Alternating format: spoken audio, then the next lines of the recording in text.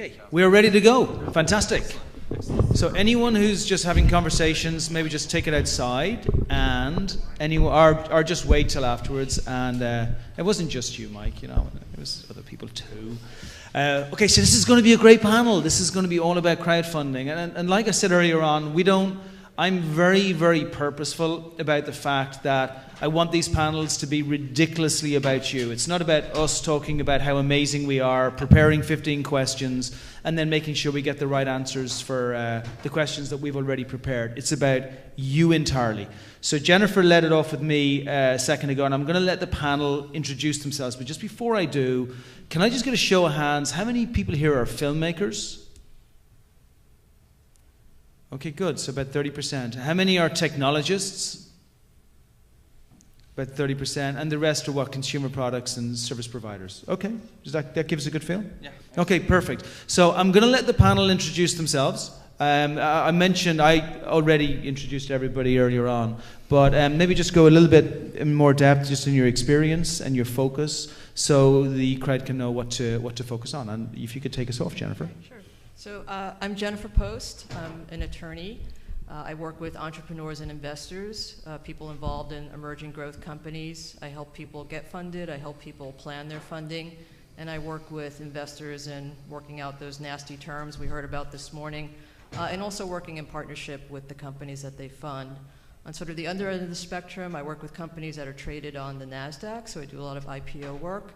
So I really do want to work with entrepreneurs who have a vision to take their company forward, either to a public offering or an exit. And as a result, I do a lot of M&A work. I've been a lawyer probably too long, and I've seen a lot of changes in the capital raising structure and the venture capital cycles and the private equity cycles. I've seen up markets and down markets. I think we're in an up market. Any event, crowdfunding is sort of a subspecialty of mine.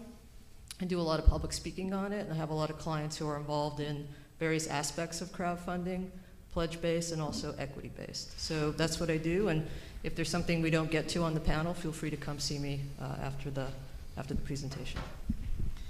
My name is Justin Giddings. I'm a filmmaker and a crowdfunding coach. I'm the guy behind the website thekickstarterguy.com. Because that's what my friends started calling me after I raised 6 figures for my own films, and then they started coming to me for help. I ran a small business consultancy before then, because as an actor and filmmaker, I never wanted to wait tables. So I thought, oh, much better to help other people with their businesses. I combined that with my crowdfunding experience, and then over the last about 2 years, coming up on 2 years, I have been a crowdfunding coach, primarily helping people with intellectual properties, so that's films, short films, web series, books, that kind of thing, raise funds. And I am now branching out into products. Just recently, I had a consulting client hit almost $200,000, so moving into that kind of technological sphere. The quick resume is I've raised about $1 million now at this point, dozens of campaigns, and until last week, I was 100% successful. I had my first failed campaign last week. But to be quite frank, it was sort of a horse and water situation where the work, she still raised only $25,000 out of her $35,000. So yeah, so 98% success rate as of today. Hey, just on that point, what's the difference between a failed campaign? If you were going to look at that campaign that didn't go well last week, or that didn't go to 100%, what was it that they didn't do that the others did do? To be quite frank, they just didn't put the work in. So crowdfunding, anybody who's done it will tell you it is one of the hardest things you will ever do. And as much as I try to set that expectation early, there's still going to be times and cases where you get involved, or your team members, somebody on your team is always going to flake because they're going to look at that level of work and they're going to bail. So part of my coaching is to try to hedge against that, but at the end of the day, she just sort of lacked the leadership and the gumption to make it happen. Hey, just bring us a bit deeper on that. Like, what didn't they do specifically that she should have done? Easy examples. There's kind of a daily checklist of actions that you need to do. Okay, basic social media marketing, updates for your funders, sort of just those basic things. There's something called the go-go factor. There's things that go into that, right? So daily actions that she wouldn't do. So for example, I tell everybody that anytime you post anything anywhere, email, Facebook, Instagram, whatever, you've got to have the URL for the campaign. I also say that you need to have a custom URL that forwards to the campaign. Nobody can remember indiegogo.com/gettings-2468/get, right? Nobody can remember that. So you just go recent campaign, lightthefilament.com, right? So there's like a pun, there's kind of a call to action to it, lightthefilament.com. She, didn't have a custom domain, or did and never posted it. And often wouldn't post the campaign. I also recommend posting anywhere from 5 to 7 times a day. I train of what kind of content you can actually post so you're not bugging your friends. And she would post once every 2 or 3 days. So that's an example of like, hey, but I posted, and hey, I had a domain name. And it's like, no, you gotta do the work that we talked about. I do prep for 3 to 6 months with campaigns. So this was 90 days I've been talking about. You're gonna have to post 5 to 7 times a day. We get to game day and just doesn't show up to the scrimmage line. I hope you told her how disappointed you were. I had a perfect record, man. She ruined your record. It's okay, because now the truth is now I can point to a campaign as an example of here's what happens when you try to mess with the work that you're going to have to put into the campaign. And so if we set that expectation, that's something that's overwhelming for you. I probably have about 10 calls a week with people interested, and I probably turn down about 7 of them because they know that they're not ready to put in the hours and the work that goes into a crowdfunding campaign. At the end of this work, though, your consumers, your audience, have handed you a check for $20, $30, $50, $100,000. So it's worth it if you're willing to do it. Nice. Thank you very much. Hi, my name is Steven DiPianco. I'm a Vice President of Ovation Digital Arts. This is the digital division of Ovation Television. Ovation Television is America's only arts network. It's in over 50 million homes across the country. In terms of crowdfunding, I'm very excited that with Brian over here from Rocket Hub, Ovation has partnered with Rocket Hub to launch a new crowdfunding initiative called Creative Studio. And we're supporting artists in their crowdfunding efforts. We just launched this past Monday. In addition, I have a background as a filmmaker. I have run my own successful crowdfunding campaign a few years ago. Was aiming for $50,000, ended up raising $54,000. In addition, also produced a short film which won an Academy Award for Best Live Action Short. Beautiful. And how's the platform different to existing platforms out there? Yeah, I think for us, so what we're doing that's unique in partnership with Rocket Hub is we're working really to, really work very closely with the people who we accept into this platform and really giving to a degree, coaching and feedback and support and best practices. And so much of crowdfunding can be lonely and scary and stressful. And so being that support to artists so that they can go through crowdfunding with a partner. Is there a formula now, and other than just saying 33% in the first 40 hours of the campaign, and then some more that you're going to get through from your work, and then Indiegogo or whoever else will give you the rest? Is there a formula that you worked out both with the campaign that you did, and also what you're putting together right now that gives people? Because what's the failure rate? Is it 90, 98% or something in crowdfunding campaigns? I can't speak to the. It's pretty high though. But yeah, sorry, back to my question. Yeah, do you have a formula? For me, factors to consider when launching a crowdfunding campaign are things such as well, how much are you trying to raise, right? So it's going to be really much harder to raise $50,000 than it will be $5,000. Addition, really what pool can you reach out to? What network? How many people do you know? And then also, how many communities are you a part of? And who does this project speak to? Is there an audience for this that you can really define and reach out to? And is there a way that you can test that before doing a campaign? I know a lot of people who do campaigns and they go in and they say, oh, I've got all these people and we're going to get money, and then they get nothing. Yeah. I think that as part of building a campaign, I think it's very important to seek out feedback once you have something built. With my project, as I was building it, I put it together. I sent it to my brother, who backs campaigns regularly. And he said, your T-shirt, At $75, it's just like, it's too expensive. You know, nobody is going to want to pay that much. No matter how much they like your project, it's just too high.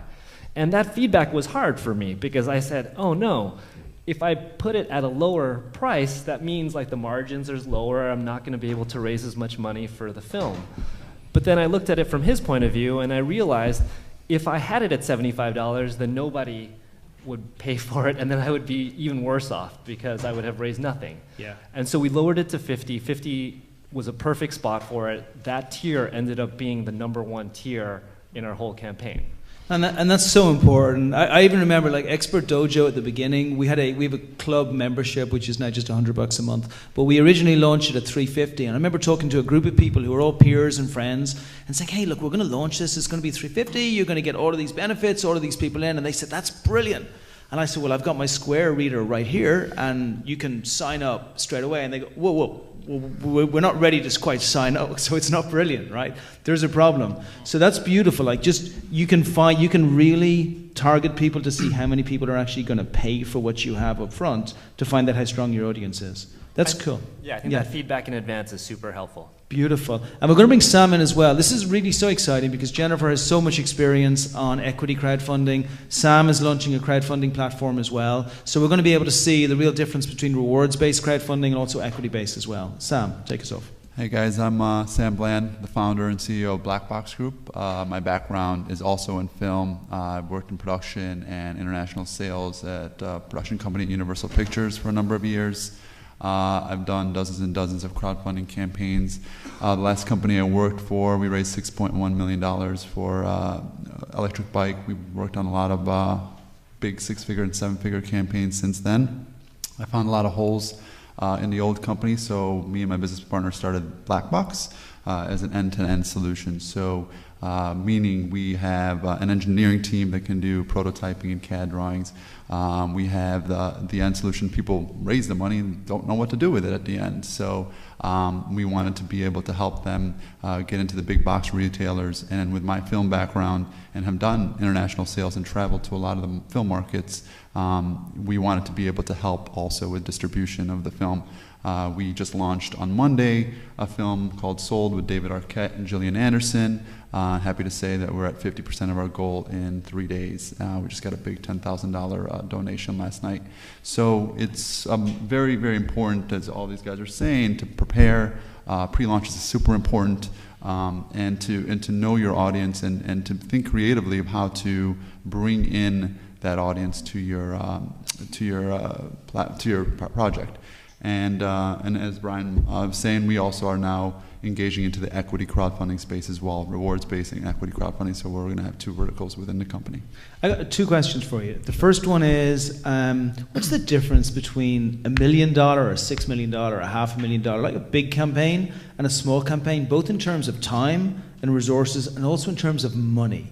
So how much would you put aside? Because I know none of this stuff happens without having a little bit of money to put in there, so you can do things like Facebook ads. So I'd love to know that first, please. Sure. I think, well, like anything, it starts with the product or project first, right? Is it a disruptor in the marketplace? When my old company raised, $6 million, it was basically looking at a space, the electric bike market, and what you're getting for that price. So most bikes at that time are priced at $1,500 plus. Our bike, which looked pretty cool, was priced at $499. And doing the right kind of ads and really focusing in on people who always wanted one, of course, but couldn't afford it, you all of a sudden made it extremely affordable. So I think that's the first thing that you're looking for, is that you're looking for I used to have a friend that once said to me, think of your 100 biggest pet peeves. Now solve one of those pet peeves. I guarantee everybody else in the room would pay for that. So we kind of do the same thing, where we look at things that might be challenges in the everyday world, and how do we solve them, and that way people will sign on for it. And the second question? That's nice. And the second question is, so for you, the difference between the equity crowdfunding platform that you've put together and rewards-based crowdfunding, like how do people know which to go for? Well, we kind of evaluate it internally. Sean, my business partner, and I have kind of brought on an equity team that's really astute, former Harvard graduate, investment banker. So he's leading the team among two other guys who are commodities traders and also worked in hedge funds. And so they will help us evaluate whether a rewards-based or an equity-based is the correct move for each project. So we want to be able to have a sounding board within our team to figure out what makes the most sense. Beautiful, thanks. And just before we go to Brian, Jennifer, could you just explain a little bit what is equity-based crowdfunding? Sure, and to follow up what you were saying about the analysis, so trying to figure out what would be appealing for equity versus what would be appealing for sort of more traditional crowdfunding. As entrepreneurs and sort of owners of your ideas and your companies and your projects, I think you also want to think really clearly about, who do you want to have as constituents? Do you want to have shareholders in your company, people who put in money for equity? I like to tell people that shareholders are like your relatives, they just never go away. And so, pick carefully, right? Shareholders have a right to vote on what you're doing in your company. They're ultimately going to share in your profits. They maybe want to be your best friend. They want to call you up for updates. They want to know everything that's going on. Some more than others. But when you sit down to figure out, is this an equity deal or is this sort of a pledge deal? Think about what you want to sort of owe them, if you will, going forward, and what kind of a relationship you want to have with lots of people you don't know. Because once they're in your company, it's really tough, frankly, to turn them out of your company in the future. So whatever the other factors are, they are. But you guys, as entrepreneurs and business owners, want to think about who you're bringing along for the ride and for how long. So really quickly, sort of in the traditional crowdfunding area, the money comes. It's not really free. You have to spend it on the product or the film or whatever you're sort of offering through the campaign. And you should be able to produce it, right? If you're promising to make a movie, everyone expects you to go try and make that movie. So it's not really a gift, but it's, quote unquote, free money in the sense that you give people what you promised them, t-shirts, a right to visit the movie set, et cetera, and you're sort of done. On the equity side, you're bringing in people who are making an investment in your company.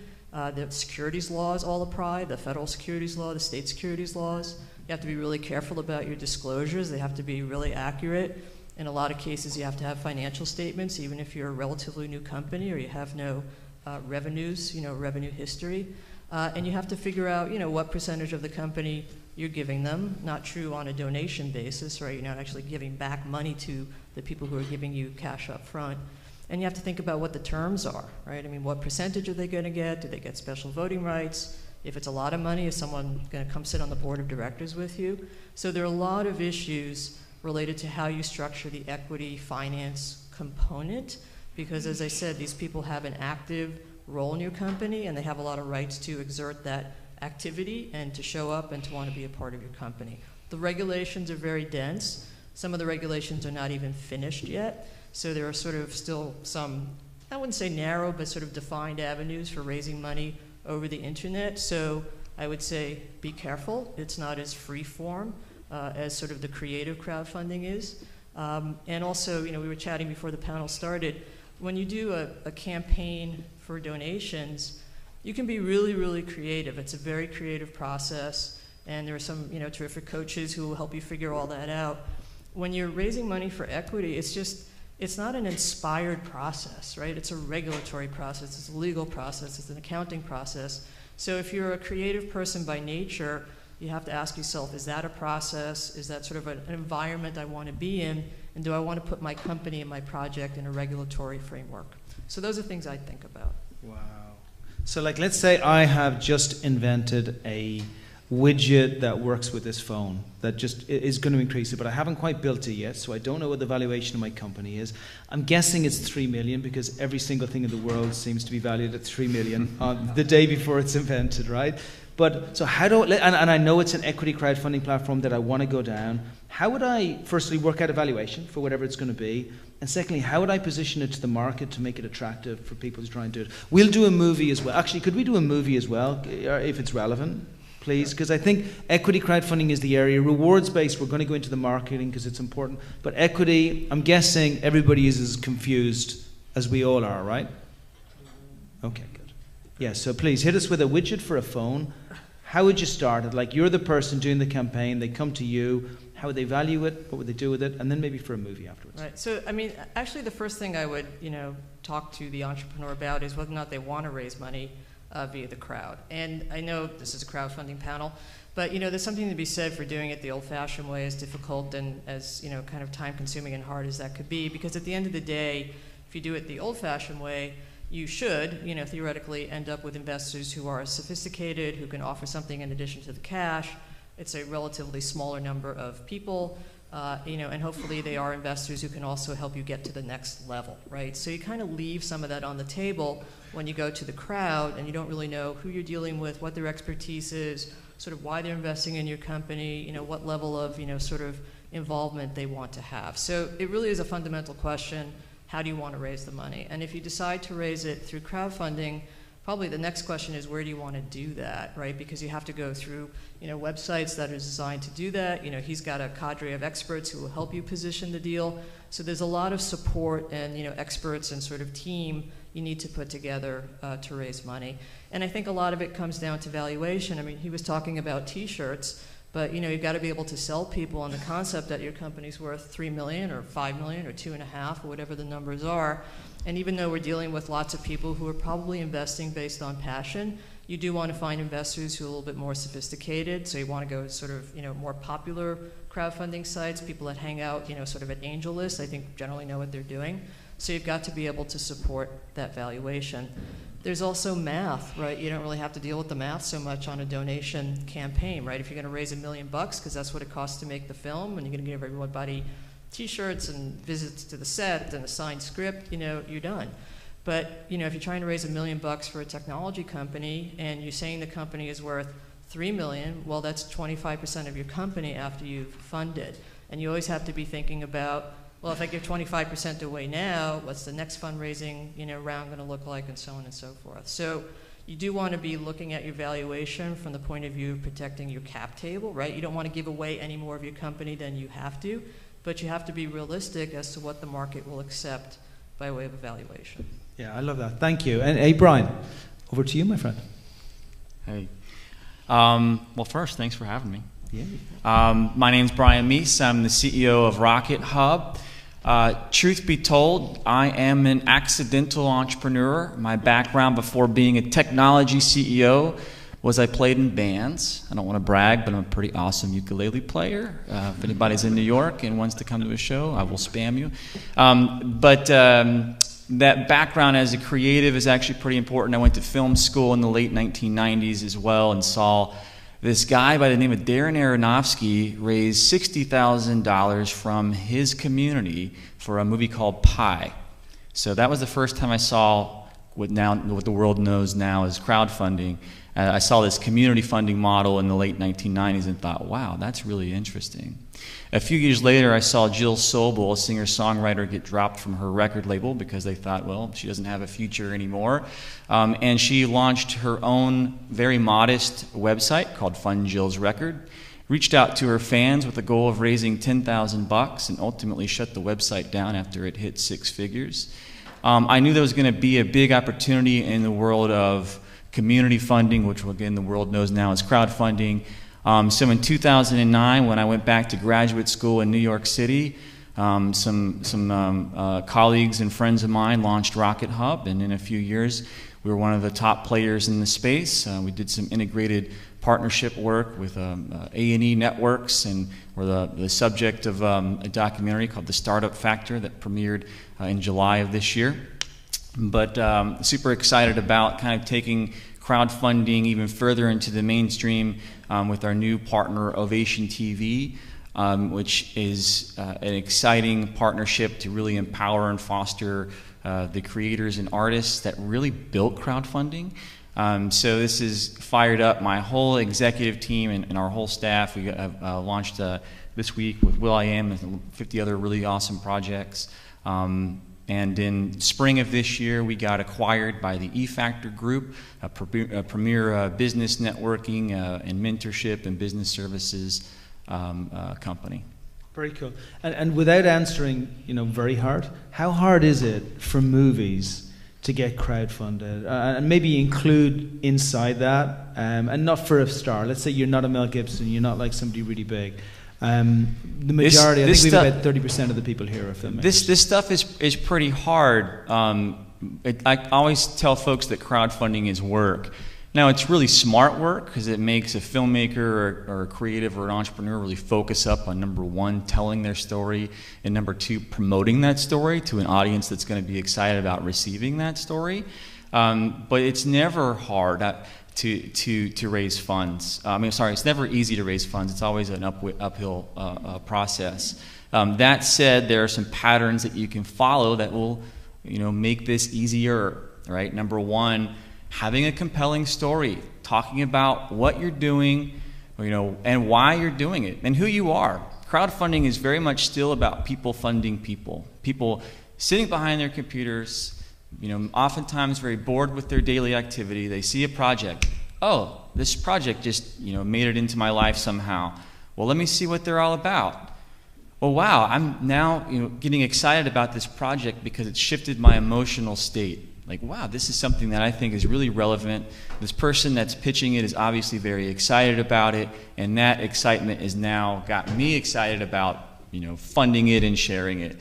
So I think that the first thing that you have to do is, in this world of information overload where we're just getting bombarded by messages and there's just so much content out there, that how do you fight the information overload? Well, you do that through strong emotional messaging, shifting people's emotional state. So get them excited about the story of what you're doing. The second thing is to treat your crowdfunding campaign much like an event or a party. I like to say that nobody likes to be the first one dancing on the dance floor in middle school. Now, the same is true for your crowdfunding campaign. Nobody wants to really be the first one. The strangers don't want to be the first ones to fund it. You want to reach out to your core community, the places that you've got social capital and that you can leverage. Social capital being trust and reputation and respect and the ability to get people to follow you and say yes to you. Get those folks dancing on the dance floor first, and then start reaching out to your wider audience and community and the world at large. And when they show up, they'll say, hey, this is happening. This is cool. There are social dynamics here that make sense. In a lot of ways, crowdfunding is taking this social capital and converting into real capital through this online process, which is pretty neat to think about.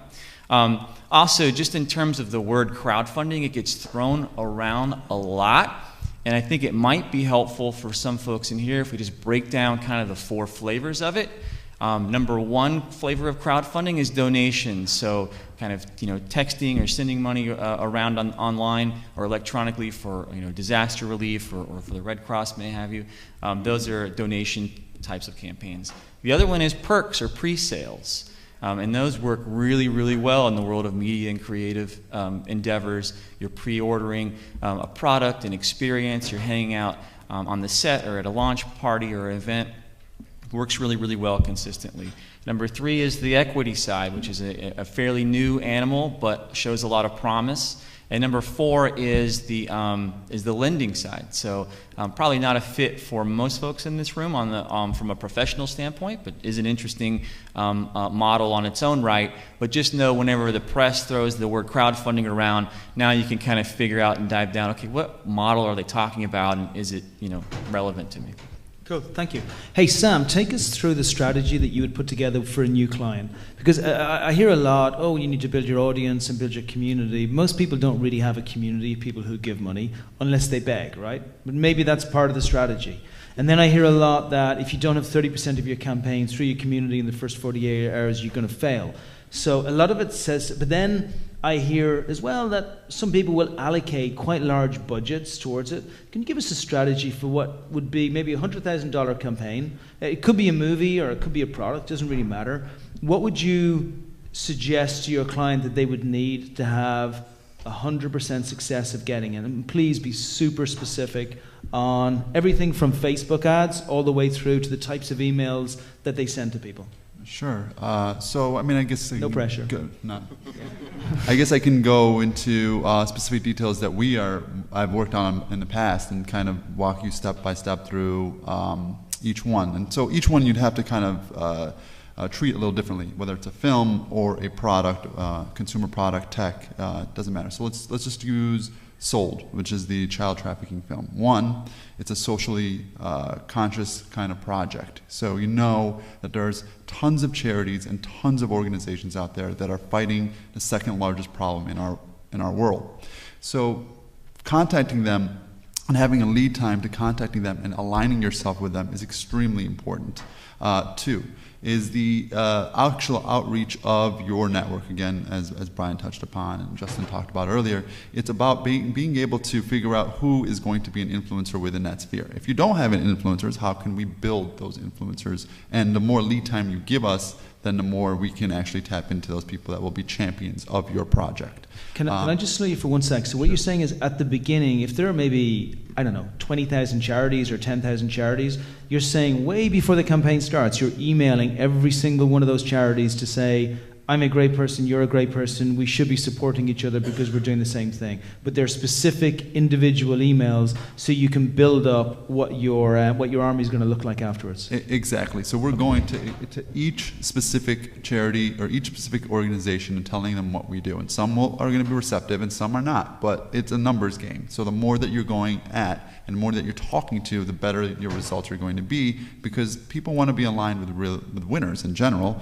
And that's what you're trying to create, is this critical mass that leads up to the release. And once you do that, then you're able to couple that with other factors. So the next factor is the social media, and my analytics guy is here in the audience, and he kind of also helps us put together the banners and really figure out who the audience is that is not even connected to the campaign in any way, but has talked about it on social media, whether it be on Twitter or Facebook or Tumblr.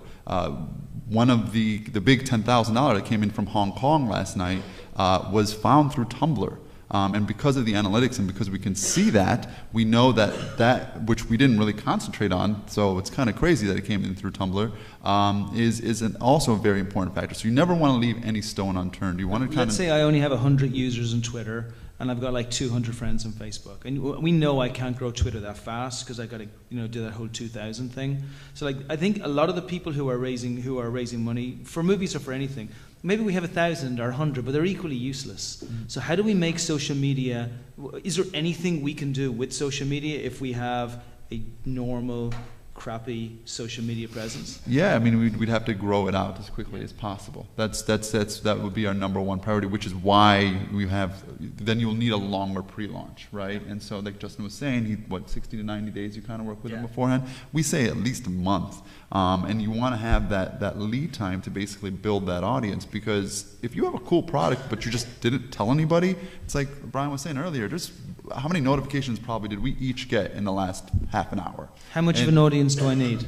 So like I'm looking for 100,000, sorry, I'm that annoying Irish guy. I want the entire campaign broken down to a number, like everything to a number. Like was 1,000 people enough or 5,000? Yeah, there's no exact number, I would say. It just depends on a number of factors. What is your price point? What are the perks that you're giving?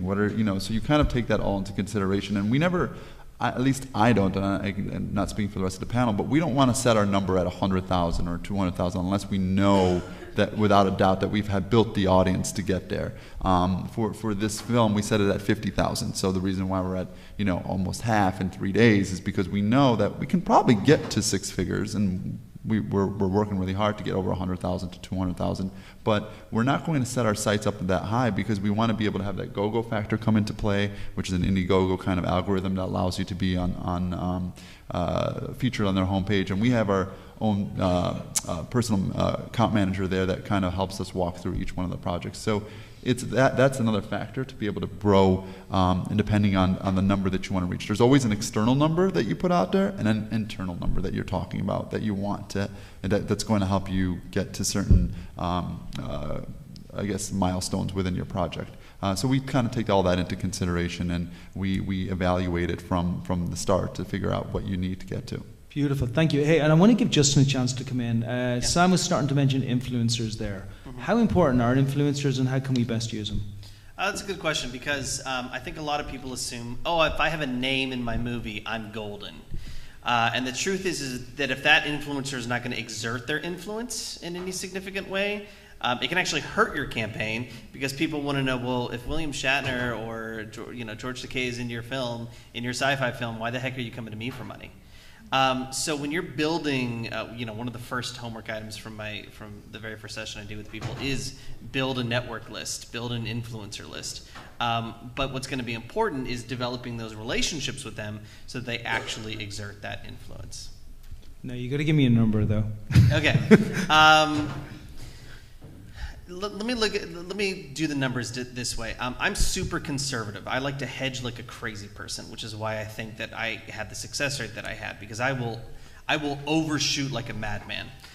So I like direct mail rates, which is 3% return, which is actually nice direct mail. So let's say 2 to 3%. So if you can just say an average donor is around $70, that might be a little bit more, a little bit less, but that's kind of the industry standard. And you need somebody better than math is going to have to do this for me. But if you need X amount of dollars and you're going to get $70 per donor and you're only going to get a 2% response rate from your audience, then you just have to do the math of how many people you actually need to donate money and then how much reach you're going to have. We've probably all heard of the marketing rule of 7, which is that it takes at least 7 touches for anybody to even be aware of something.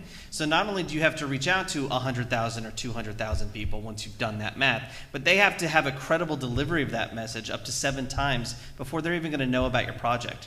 This is why all of your friends don't donate until the end of the campaign, and they're going to give you $20. But those outside circle, right, the people who are donating 100 or 10,000 from Hong Kong, right, they need to have a credible delivery of this. So again, it's a numbers thing that I can't do quickly enough in my head, but if you do the math of I need this many people donating this amount to reach this goal, and that's only going to be 2% of my audience, then my audience has to be this big, and that audience needs to see it 7 times for me to be able to trust that I'm going to get enough people seeing my message credibly. So it's a bit of a numbers game. What about like the paid influencers? So let's say we don't know anybody, they're not in the movie, we're doing a normal movie or a normal product, but we know that Jessica Alba or somebody else has got 10 million Twitter followers. And Jessica Alba comes through an aggregation firm, and we know that if we pay like $5,000, we can get her multiplied by 5, tweeting and Facebook liking all her friends. Do you support that as a good way of doing it? Have you seen it's made a big difference in your campaigns? It has made a difference in some campaigns. I did a campaign for, it's called Wow Mom. It was a documentary about cancer and gaming, a mom who got into World of Warcraft and her cancer went into remission because she thinks she found this community that was very supportive, and that helped her fight her cancer. And we had some people in there. I generally tend to believe that you can, again, I'm a very guerrilla type of guy, so I can't speak to other panelists. But I generally tend to think that if you're going to drop $5,000 to $10,000 on an influencer, I can't name names because of NDAs, but there are people who will charge as much as $20,000. You know, these big social media mavens that find that next video, they didn't find that next video. Somebody paid them $20,000 to post that video. I promise you. I generally believe you can find a better way to spend that money. For me, I don't tend to work with films that have stars in them. I mean, I've got one that's William Shatner right now, and I mean, it happens, but generally what I then do is I say that the number, another little bit of math, one of the foundations for a really guerrilla campaign when you don't have a bunch of lists and or influencers helping you out is you're going to have to build your own team then. And what I like to do is break that down to about $5,000 per core team member. So a core team member is somebody who's going to open up their network and put in the work of the crowdfunding campaign. So there's an exponential growth in difficulty, right? So if you start hitting 40, 50, 60, 100,000, that's much harder than a $20,000 or $10,000 campaign. Generally speaking, though, you can just do the math. If I need $50,000, I'm going to need a team of at least 10 people. And I might aim for 15 core team members, knowing that a third of them are going to flake out anyway, because, again, I like to really hedge. That being said, Kickstarter has a success rate of 0.2% for $100,000 films. 0.2, that's a 99.8% failure rate.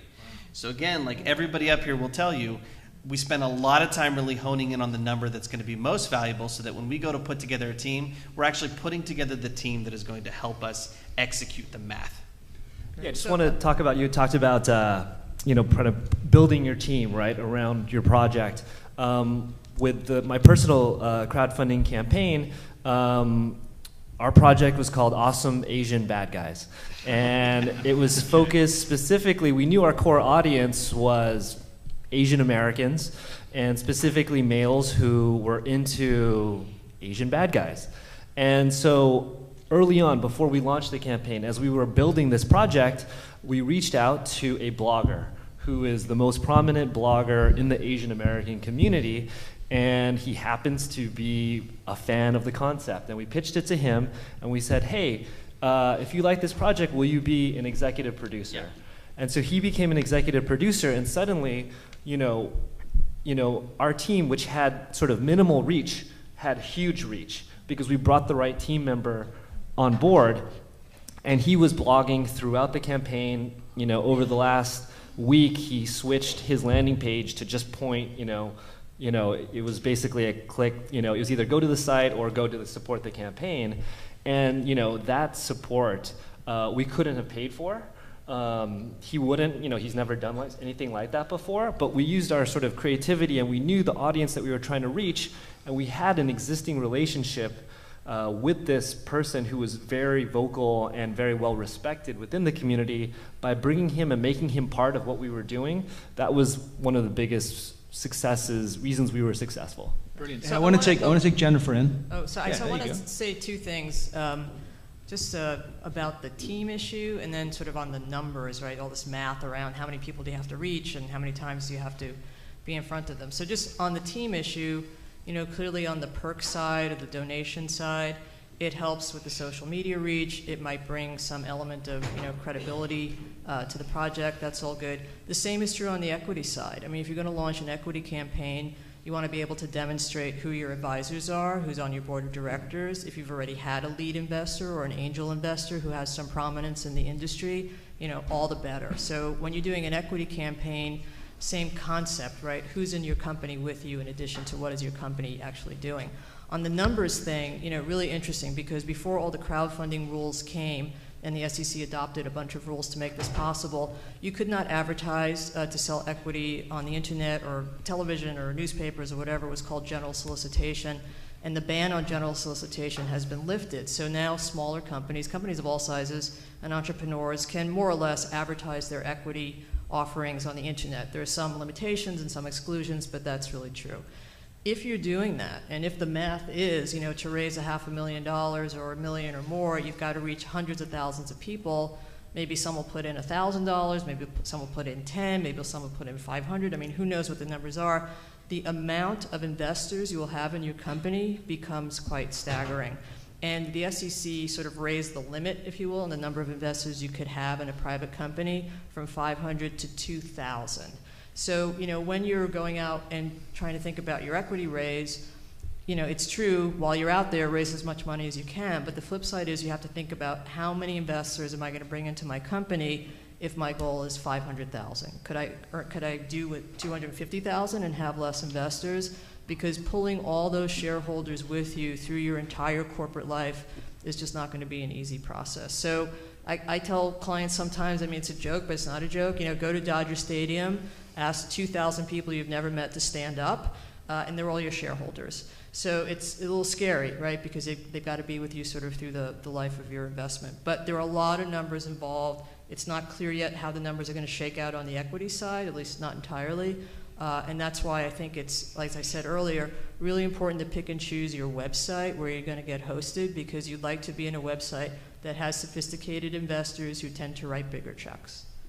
Beautiful. We're going to take a few more comments in a second, but just firstly, I don't want to miss out on questions because I'm sure you've got some. Any burning desires? Hit me. What's the deal with leveraged crowdfunding?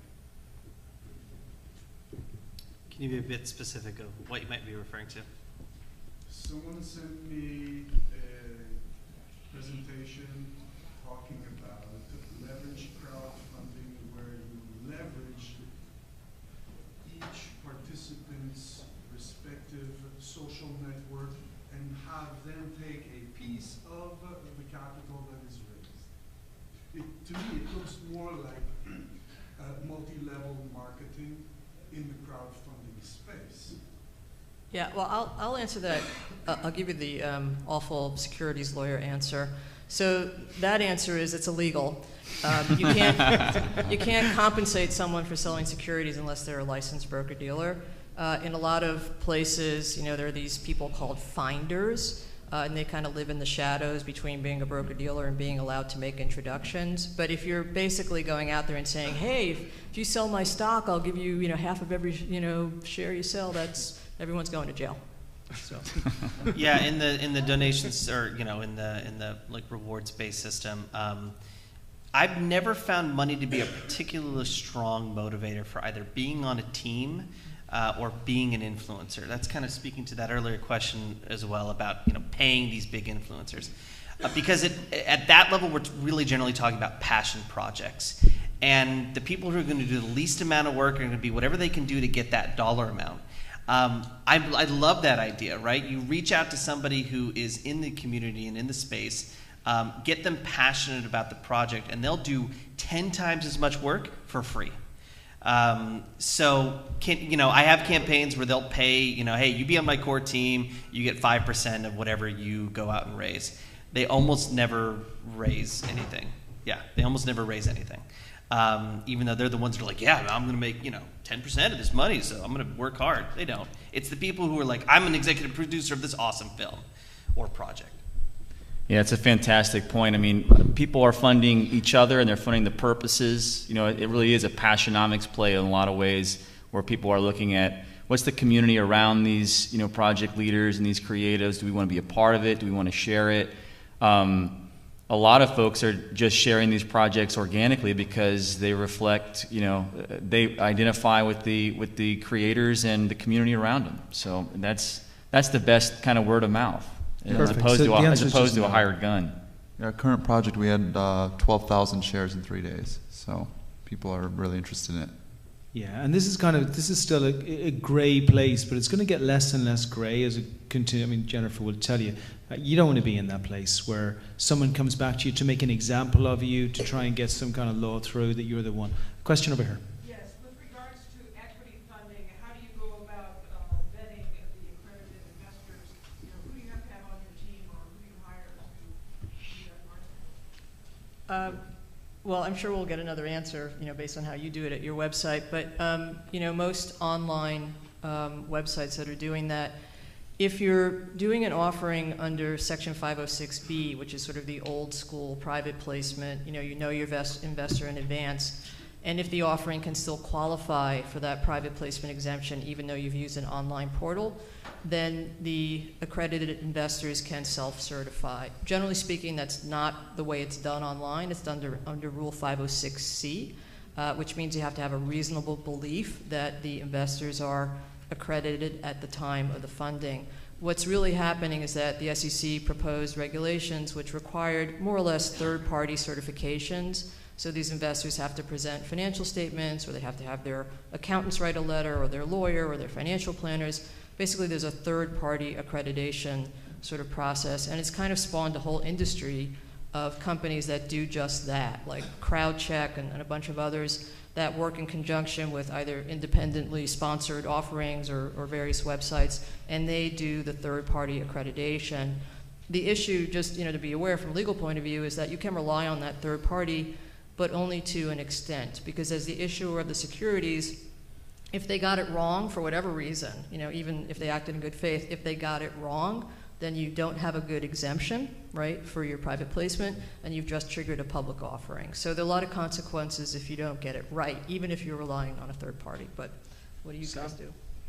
Very similar. I mean, obviously, depending on the platform, there's different rules. So we just definitely evaluate that and double check and triple check, and if need be, quadruple check. That's really the best advice I would give. Yeah. Okay, perfect. And back here.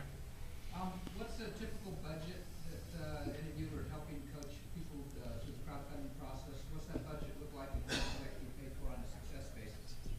Great question. I generally work with about $60,000 or less. I've had bigger campaigns, but that's where that multiplication factor of difficulty really starts to kick in for a film that doesn't have influencers involved with it and is guerrilla style marketing. So yeah, I've had some bigger campaigns. Like I said, I just consulted. Technology is a different ballpark as well. With intellectual property, you're selling an idea that doesn't exist yet. So it's very passionomics. I love that word. Whereas with technology, it's pre-sales, right? It's pre-sales for a cool gadget. So if you can work that well in terms of the marketing and the prototypes and the videos and your press and all that kind of stuff, 100,000 to 200,000 is probably where I start seeing it get really, really exponentially more difficult. Can I get a clarification? Are you asking what percentage budget you should actually have, you should be spending to get a successful campaign, or are you asking what's an average size campaign? Yeah, if I want to do a campaign, How, do I need a budget? yeah, how much money does he need to have as a percentage? It just depends on what you have, what elements you have already. So do you have a crowdfunding video? Do you have a landing page? Do you have... Well, let's use this as a live example. Are we talking about a specific campaign? Yeah, it's not there yet. It's only here. Okay, good. So you need a video. So good. Let's do it piece by piece. Right. So, I mean, it depends on, I mean, we're in Hollywood, so you can't throw a stone and not hit a videographer, right? So that's pretty easy to get and do in guerrilla style if you have a small budget for that. You definitely want to put together a small kind of analytics budget that you're going to go out to Facebook and Google, which are two of the largest platforms, to kind of, permeate your audience. Could we have numbers? It would be really, I know these are super hard, I do, and I know I'm a pain in the ass, but if let's say he's raising 50 grand. Okay. How much should he allocate for coaching, which I think is a wonderful idea actually, because this thing is too hard to do on your own. How much should we allocate for Facebook ads? How much do you think we're going to end up with? Again, it'd be evaluating what the product is first, because we have to know what industry you're in, and then whether it's oversaturated or not oversaturated, right? If you're doing something like an energy drink, well, that's a super saturated market, so I would say a lot more, 5,000, 10,000 for marketing, right? If you're doing something that's brand new and it's a disruptor, you could start off with 1,000, 2,000 and kind of build up from there. It just really depends on what your product or project is that we can evaluate how much you're going to need to break through the noise. That help? Yeah, I think you're starting at somewhere around, so for my coaching, I have a front end fee of $1,000. In the new year, that's going to probably jump. So front end, just to sit down with me for about 10 hours before and during the campaign to learn how to do it, right? That's what I cost. Plus 5% on the back end of a successful campaign, right? So you're looking at a couple $1,000s just there. And then in terms of marketing costs, Sam is dead on it. It really depends on, like the minimum I would probably say, assuming you can get the video made for free, particularly if you're in a film space, because hypothetically you have, your DP and your director and whatnot. Assuming you can get some of the elements for free, the graphic design for the campaign page, doesn't have to be amazing, but you got to have some. The video, again, doesn't have to be amazing, but it's got to be good enough.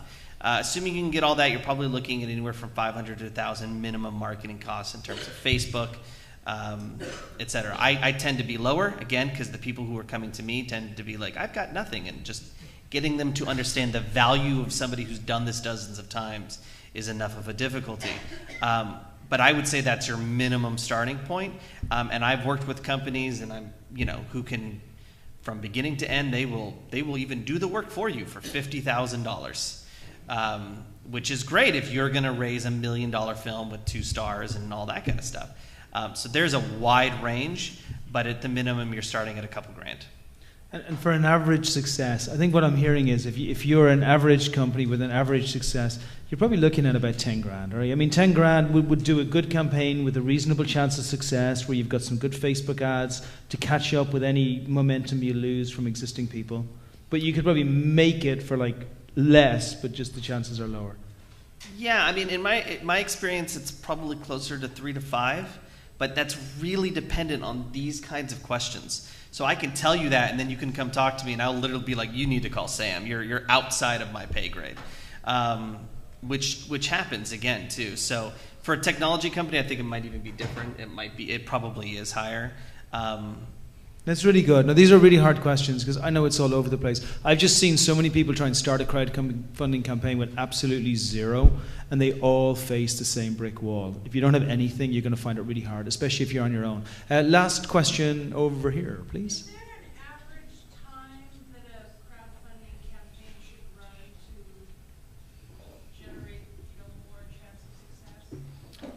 I'd say 60 is too long, even though platforms will let you do that. In fact, most of them have caps at that point because it's just too long. And I think 30 is too short. I like to have, because if you've got 30, you have first week and last week, which are going to be your big, and this is in rewards-based land. You got your first week and your last week, which are going to be your big momentum, excitement, energy, urgency weeks. 2 weeks in between can be a little bit difficult for somebody who is not used to this and maybe doesn't have the resources of a team behind them, right? They're really going it on their own to get their feet wet in what is essentially mass guerrilla marketing.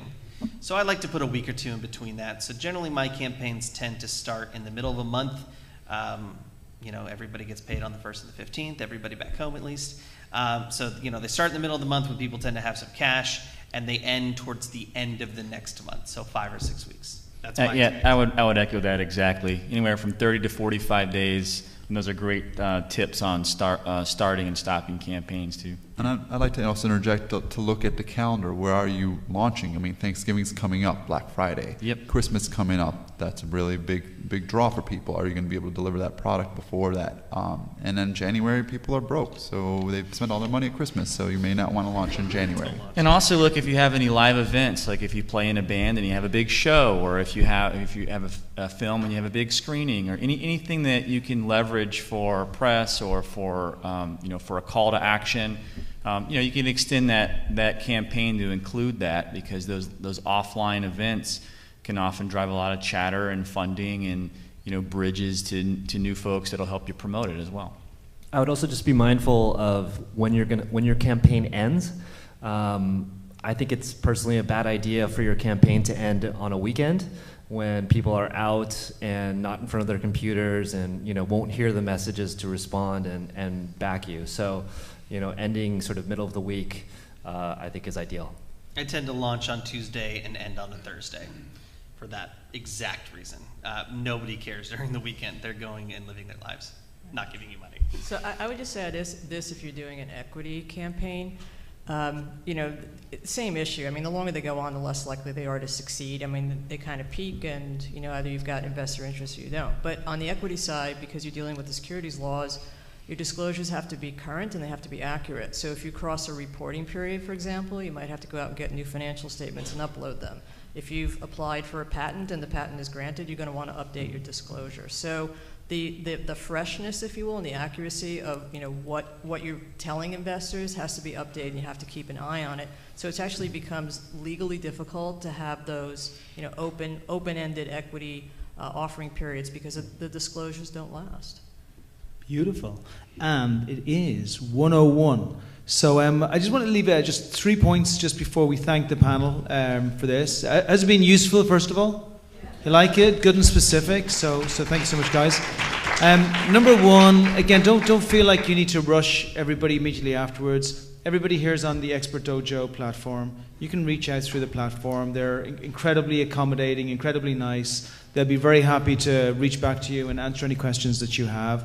Number two, if you feel this is a good session, this is one of the, I do probably about 3 conferences a month, and this is one I really like because Victor opens this up to the entire community. He takes this day and says, we're going to bring startups from all over the place, even people who potentially can't afford a ticket, but they do want to be here, and we're going to open it up so they can get some really good sessions. So if you like what he's doing and you like what it's about, then shoot him over an email to say, hey, you know what, this has been useful. Thank you for letting the community in. It's a kind of a good thing he's doing.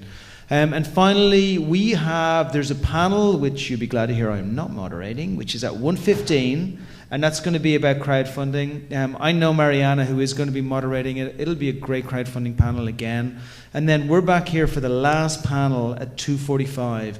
And what I'm going to do at 2:45, again, it's going to be crowdfunding. It's going to be really good. We're going to bring some specific campaigns and just, again, even make it a little bit more real so we can shoot off for the day just on a high note. But again, can we just get a big round of applause? These guys have given a lot.